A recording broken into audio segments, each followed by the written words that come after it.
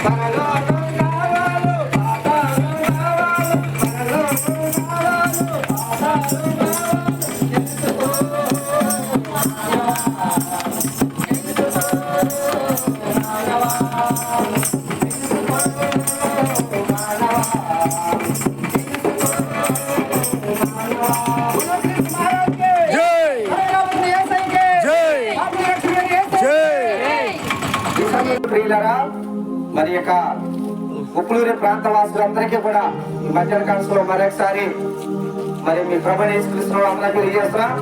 మరి దేవుడి దినాన మరి మిమ్మల్ని ఈ ప్రాంతాన్ని ప్రేమించి మిమ్మల్ని అందరినీ ప్రేమించి మరి ప్రభుని యేసుక్రీస్తు మరి గురించి మరి మీకు తెలియపరచాలని మరి దేవుని యొక్క ప్రేమ చేత మేము పాలకొండ నుండి అలాగే భీమవరం నుండి అలాగే పిల్లలంక ఆర్బీడు ఉండి ఆయా పరిసర ప్రాంతాల నుండి మీ మధ్యకి మరి ఉదయకాలం ఉండి వచ్చాం. మంచి మీ ప్రాంతంలో ఉప్పులూరు ప్రాంతంలో మరి వీధి వీధికి కూడా మీరు తిరిగి యేసుక్రీస్తు యొక్క మరి సువార్తను మేము ప్రకటిస్తున్నాం. ఎందుకంటే పిల్లల దేవుని వాక్యంలో చెబుతుంది మరి దేవుడు త్వరగా రాబోతున్నాడు. ఆయన త్వరగా రాబోతున్నాడు, ఇదిగో నేను త్వరగా వచ్చున్నాను అని రాయబడింది. దేవుడు త్వరగా రాబోతున్నాడు. దేవుడు రాబోతున్నాడు ఎందుకు రావాలి ఆయన?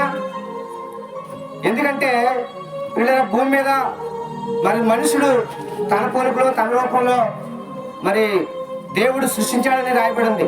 అంటే దేవుడి పోలికలో మనందరం కూడా నరులను దేవుడు తన పోలికలో తన రూపంలో సృష్టించిన మానవ జాతిని మరి పిల్లల మరి దేవుడు ప్రేమించాడు. తన పోలికలో తన రూపంలో తన స్వహస్తాలతో దేవుడు మనల్ని నిర్మించాడు. అంటే ఈ ఉన్నతమైన మరి మాటలు నేను మీకు తెలియపరుస్తున్నాను. ఎందుకంటే ఈ విషయాలు మనం తెలుసుకుని ఆయన రాబోతున్నాడు, ఆయన ఎందుకు వస్తున్నాడు, ఆయన రావాల్సిన పరిస్థితి ఏంటంటే మరి పిల్లరా మరి వాక్యం చెబుతుంది మరి నరులు నడినెత్తి వరకుని అరికాలు వరకు కూడా కొంచెమైన స్వస్థత లేదు అని రాయబడింది. ఇది మనం చూసినట్లయితే మరి మనుషుడికి స్వస్థత అనేది లేదు ఏంటి, భేదం లేదు ఏంటి, ప్రాంతం లేదు, కులం లేదు, ప్రతి ఒక్కరూ కూడా వ్యాధిగ్రస్తులుగా మరి ఉన్నారని దైవ లేఖనం చెలవిస్తుంది. కాబట్టి మరి దేవుడు తను సృష్టించిన మనుషుల్ని అందరినీ మరి దేవుడు చేసినప్పుడు మంచిగా చేశాడు, ఆరోగ్యవంతులుగా చేశాడు, బలవంతులుగా చేశాడు, జ్ఞానవంతులుగా చేశాడు. అయితే మరి దేవుడు చేసిందల్లా సృష్టిలో మంచిగానే చేశాడు. తెరా మరి ఈ దినాల్లో చూసినట్లయితే మరి దేవుడు చేసిన సృష్టిలో మరి తన చేతులతో తన రూపంలో తన పోలికలో చేసుకున్న మనుషుడికి మాత్రం మరి జీవితంలో ఏం లేదంటే నెమ్మది లేదు అంటే మంచి జరగట్లేదని చెప్పి చాలా విధాలుగా సతమతమవుతూ ఇబ్బంది పడుతూ అనేక విధాలుగా మరి నలిగిపోతున్న మానవ జాతిని మరి ఆయన చూశాడు. అండి మరి మానవ జాతి ఈ రీతిగా ఎందుకు నలిగిపోతుందంటే కొంచెమైనా స్వస్థత ఎందుకు లేదంటే మరి పిల్లల బైబిల్ వాక్యం చెబుతుంది మరి మనుషుడు పాపం వల్ల వచ్చే జీవితము మరణం. పాపం ద్వారానే మనుషుని ద్వారా అనేక సమస్యల చేత ఇబ్బంది పడుతున్నాడని లేఖనం రాయబడింది. కాబట్టి ప్రభువైన యేసుక్రీస్తు నశించిన దాన్ని వెతికి రక్షించడానికే మరి మనిషి కుమారుడిగా 2024 సంవత్సరాల క్రితం ఆయన భూమధ్యపురంలో అనగా ఇజ్రాయెల్ దేశము బెత్లెహేము అనే ప్రాంతంలో ఆయన కన్యమరియ గర్భాన పుట్టాడు. ఎందుకంటే పిల్లరా మనుషుడు నడినెత్తుకున్న అరకాల వరకు కూడా కొంచెమైనా మరి ఈ భూమి మీద మరి ప్రతి జీవి కూడా మీకు ఆహారంగా మార్చబడుతుంది అని మన ఆది దంపతులు ఆదాము అవ్వలు వారికి చెప్పాడు. అయితే వారు దేవుడు అన్నాడు, ఈ తోట మధ్యలో పండ్లన్నీ తినండి, కానీ ఈ మంచి చెట్ల ఇచ్చే ఫలాలు మీరు జీవవృక్ష ఫలాలు మీరు ముట్టుకోవద్దని చెప్పాడు, తినొద్దని చెప్పాడు.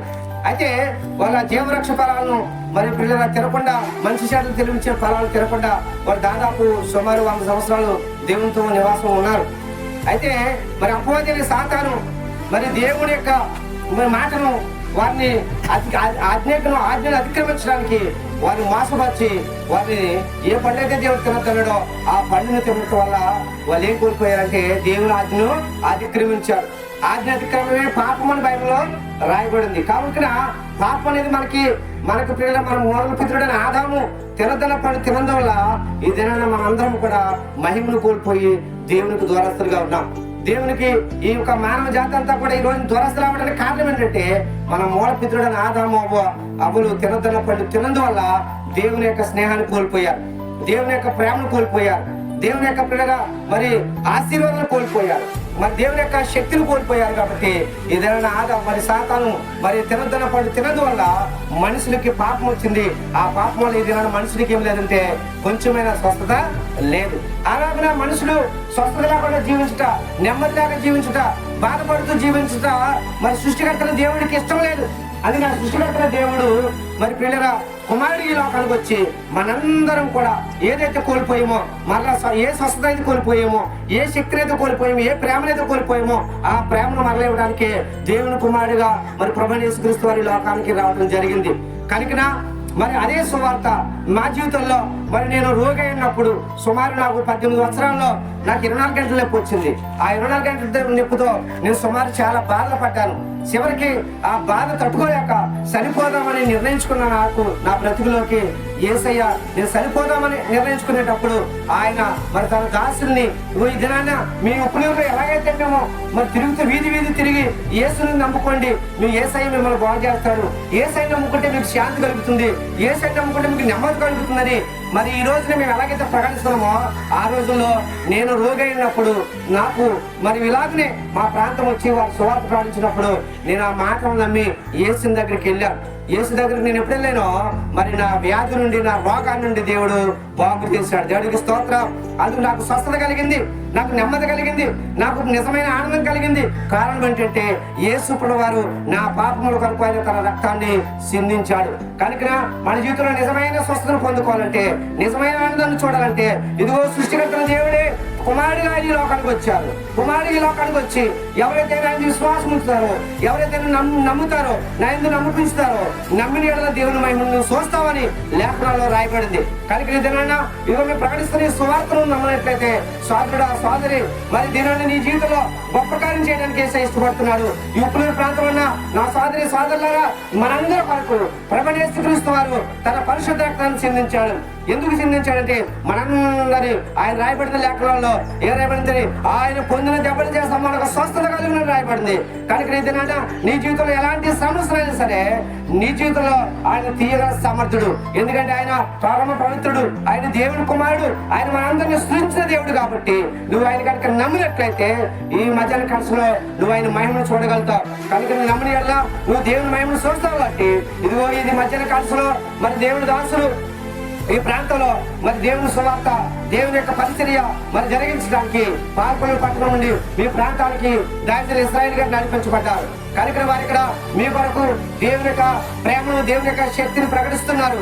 కనుక నీవు నీ జీవితంలో నిజమైన సంతోషాన్ని అనుభవించాలంటే మరి దేవుడు వారి ద్వారా ఇక్కడ మరి పరిచర్య స్టార్ట్ చేశారు. కనుక వారి ద్వారా మీరు అనేక విషయాలు తెలుసుకుని మీ జీవితంలో, మీ కుటుంబాల్లో గొప్ప ఆదరణ, ఆ ప్రభువైన యేసుక్రీస్తు ఆశీర్వాదాన్ని పొందుకోవాలని హృదయపూర్వకంగా మరి ప్రకటిస్తూ ఈ మాటలు ముగిస్తున్నా. God bless you. దేవుడు మిమ్మల్ని దీవించును గాక. మీరు ప్రార్థన చేసుకున్న ప్రేమ తండ్రి గొప్ప దేవ యేసయ్య ప్రభు ఇప్పుడు ప్రాంత ప్రజలందరూ కొడుకున్నాయన మరి దినాన ప్రభా మరి అదే కాలం నుండి నాయనా ప్రభా అయ్యా మరి ప్రతి ఈదికి, ప్రతి ఇంటింటికి ప్రభా మరి సోదరులు మరి నాయన నీ దాసులు అలాగే స్వార్థకురాలు నీ దాసురాలు ప్రభా అయ్యా నీ ప్రేమను పొందుకుని మేము అందరం కూడా నీ సిలువ ప్రేమను ప్రభా అయ్యా ప్రకటించి అయ్యా బలహీనులు అందరూ కొరకు ప్రార్థనలు చేస్తాము తండ్రి. అయ్యా దయచేసి అయ్యా తండ్రి ఇంకో నాయన ఏ ఇంటికైతే వెళ్ళామో, ఏ ఇంటికైతే ఈ పత్రిక అందజేసామో వారందరి జీవితంలో నిజమైన స్వస్థత ఏసునామములో ఇప్పుడే కలుగులుగా కలుగుతున్నాను ప్రభా. ఈ ప్రాంతవాసులందరూ మీరు దీవించండి ఆయన. అయ్యా చదువుకుంటున్న బిడ్డలను దీవించండి, విదేశాలను పని చేసుకున్న బిడ్డలను దీవించండి అయ్యా. తండ్రి యవనస్తులను ప్రభావ జ్ఞాపకం చేసుకోండి ప్రభావ. మద్యపానాల చేత బంధించబడిన వారిని, రోగరుకుమతల చేత బంధించబడిన వారిని, గర్భఫలాలు లేని వారిని జ్ఞాపకం చేసుకోండి ప్రభావ. వివాహానికి కావాల్సిన బిడ్డలను జ్ఞాపకం చేసుకోండి ప్రభావ. నీకు వందనాలు అయ్యా. వృద్ధులను జ్ఞాపకం చేసుకోండి. బీపీలు షుగర్ల చేత, కిడ్నీ సమస్యల చేత బాధించబడుతున్న వారందరూ కొరకు ప్రార్థిస్తున్నాను తండ్రి. నీకు వందనాలు. ఇప్పుడే నీ రక్తమునైనా ఈ ప్రాంతం మీద మీరు ఒలికించమని ప్రార్థిస్తున్నాను అయ్యా. ఇదిగో సువార్త ప్రకటించే వారి పాదములు ఎంతో సుందరమైన చెప్పారు కాబట్టి దేవాడి గొప్ప మహిమ గల కార్యాన్ని ఈ ప్రాంతంలో జరిగించి మహిమ తెచ్చుకోవడానికి కాపాడమని యేసయ్య ప్రార్థిస్తున్నాం తండ్రి. ఆమేన్, ఆమేన్.